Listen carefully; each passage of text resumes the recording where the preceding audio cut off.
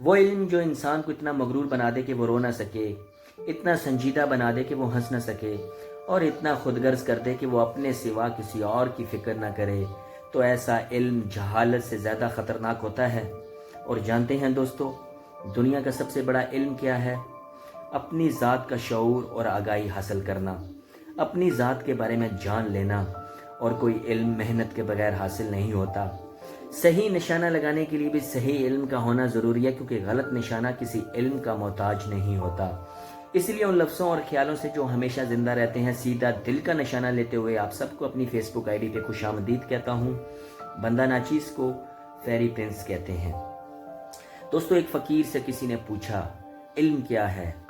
تو فقیر نے جواب دیا، اپنے دل کے حالات جان لینے کا نام علم ہے۔ جو شخص اپنی اندرونی کیفیات سے بے خبر ہے وہ کبھی عالم نہیں ہو سکتا۔ سوال ہوا، کیا علم بھی کسی کو آواز دیتا ہے؟ جواب آیا، ہاں، علم ہمیشہ عمل کے دروازے پر دستک دیتا ہے، آواز لگاتا ہے۔ اگر دروازہ کھل جائے تو رکتا ہے، ورنہ کوچ کر جاتا ہے۔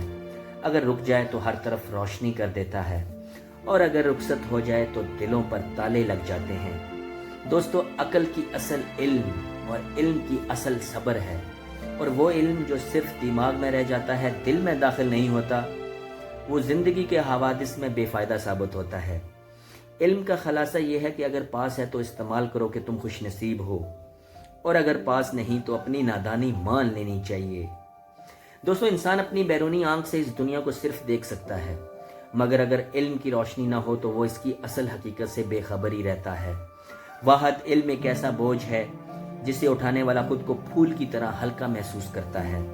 علم ایک ایسا سمندر ہے جو کبھی خشک نہیں ہوتا، یہ صرف لگن والوں کو ملتا ہے، اور دوسروں کو حقیر سمجھنے والا کبھی عالم نہیں بن سکتا، کیونکہ عالم تو ان سے بھی سیکھتا ہے جو اسے رتبے اور پوزیشن میں بہت چھوٹے ہوتے ہیں۔ ہر انسان کو قدرت نے کسی نہ کسی صلاحیت اور ہنر سے نواز رکھا ہے۔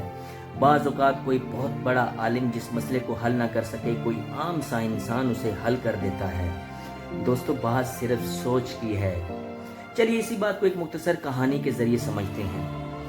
دنیا کو لا آف گریوٹی سمجھانے والے عظیم سائنسدان نیوٹن کے گھر میں ان کی بلی نے 2 بچوں کو جنم دیا۔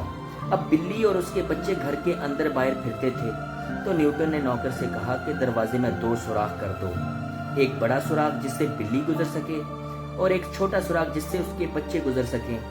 تو نوکر نے کہا، گستاخی معاف سر، مگر ایک ہی سوراخ، بڑا سوراخ، جس سے بلی بھی گزر جائے اور اس کے بچے بھی نکل جائیں۔ تو نیوٹن یہ سن کر ہکا بکا رہ گیا کہ یہ معمولی سی بات اس کے دماغ میں کیوں نہیں آئی۔ تو دوستو، سیکھو اور سکھاؤ، اور علم کے خزانے کو بڑھاؤ، مگر یاد رہے سکھاتے وقت غرور مت کرنا، اور سیکھتے وقت شرم مت دکھانا، کیونکہ جہالت شرم سے بدتر ہے۔ دوستو، علم کے خزانے کو بڑھائیں اور دنیا اور آخرت کی بھلائی پائیں۔ آج کا ولاگ کیسا لگا؟ کون سی بات سب سے زیادہ آپ کے دل پر دستک دے کر گئی؟ اس بات کا ذرا کامنٹس میں لکھ کر بتائیں۔